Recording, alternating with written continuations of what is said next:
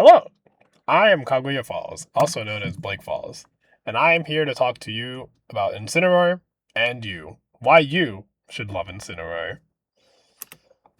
So, a lot of people hate Incineroar.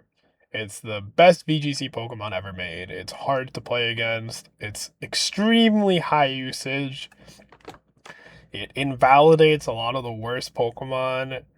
It's too popular. People are like, oh, it's in Smash Bros. It's in the anime. It's the VGC mascot. They're putting it on shirts. They're putting it in the trailers now. It's everywhere. Ugh. Incineroar. He walks on two legs and he doesn't even look like he does leg day. He just works out the rest of everything, allegedly. And some other last reason that I can't think of, but I needed to fill up the screen so it wouldn't look weird. That part's actually true, by the way.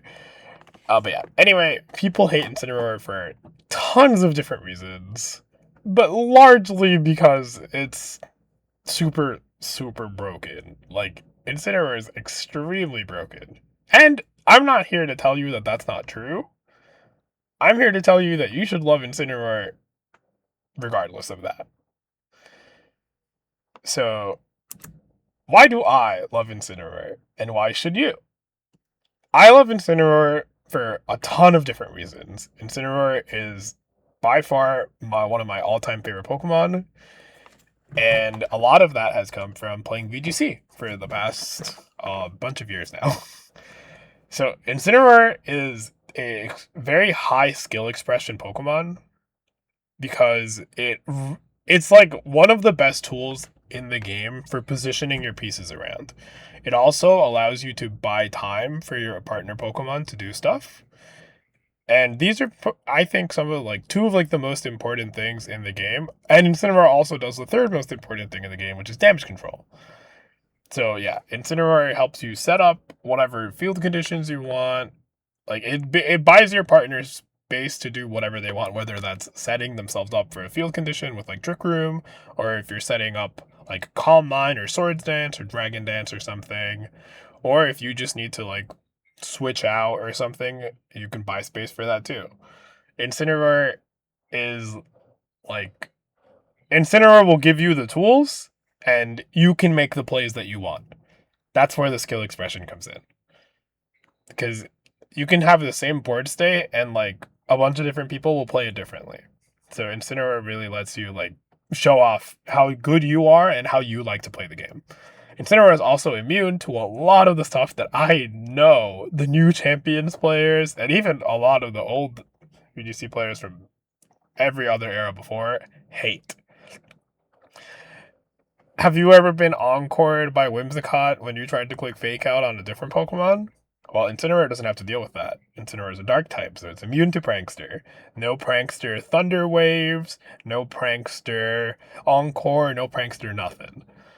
Also, and this is a Champions one specifically, but if anybody else has been having some annoyances with Mega Scovillain, Incineroar is immune to that as well. It's immune to Spicy Spray. It can't get burned. So you can lead Incineroar plus a special attacker, and you don't have to deal with Scovillain pretty much at all, really. You just gotta deal with the other Pokemon, which is fine. And Psyspam, everyone who has played VGC before Champions, do you all know Psyspam? New players, basically Psychic Terrain being active on the field will allow for the move Expanding Force to hit both of your slots with a super, super boosted Psychic type move that does a more billion damage, and it nukes the board, and it's super annoying to play against. And yeah, Incineroar is the first step in stopping that from happening to your team. Or having dark types in general, but Incin does that and everything else. So also Incineroar has an insane amount of set variety, right? There's standard Incineroar, Fake Out, Parting Shot, Fire Move, Dark Move, or Flare Blitz, and then your Dark Move of choice. There used to be Assault Vest when Assault Vest was in the game, and when Incineroar still had access to U-Turn. That was a pretty common one. It's really strong in restricted formats where Incineroar can survive hits from Kyogre or Calyrex Shadow, Miraidon, anything like that. There's offensive Incineroar. This can be either charcoal or life orb or white herb with close combat. And you just max out the attack. Maybe you throw it on a Sun team and launch out like super powered Flare Blitz. Or there's a lot of random techs, like people like dropping a move and running Taunt on Incineroar or Roar. Or maybe you even pick up a World Championship win by running Snatch. Like, Incin has so many moves. And it still has the roll compression of being the best fake out parting shot. Like, if you want fake out, and you want parting shot, and you'd like to have Intimidate on your team, and you also want a fire type, and also a dark type would be nice so you can get all the benefits of that. Incineroar's roll compression is obscene. This mod is broken. Also, Incineroar gives you a lot of time to, like, it gives you a lot of extra thinking time during games because of a lot of the time you're able to like keep cycling it in and out and locking a slot down with fake out. You can lock a slot down with fake out and you know what's going into the other slot or what you're dealing with. And it kind of like lets a lot of the turns be like, okay, since this turn is locked down already, you can keep thinking about like what the rest of the board state is. Whereas if you don't have a fake out user, you got to be considering a lot more options and stuff like that. So that's just Incin keeps being broken. This is another really subjective one, but I think Incineroar's design is really cool. I think a Fire Cat wrestler with a giant championship belt with like shoots fire out of it, that's pretty cool. I think so. My Incineroar personally in game is nicknamed Flapjack, which is named after my girlfriend's cat, who is super cute. And who would appreciate it if you would like and subscribe and hit the little bell and leave a comment and share the video with your friends, because I need to keep buying him treats and toys so that he still thinks I'm his favorite, even though he lives with my girlfriend. I will have some Flapjack pictures after this. I'm not a monster. Lastly, Incineroar is half of the Pokemon duo that I've shaped my playstyle around, who has personally brought me a lot of success. Incineroar Farigiraf is the duo that I play on almost all of my teams at this point, and it wouldn't be Incineroar without Incin. So this is Flapjack. I did promise some pictures. He is appealing right now to you, the viewer, who likes and subscribes and shares the video with their friends and hits a little bell and comments.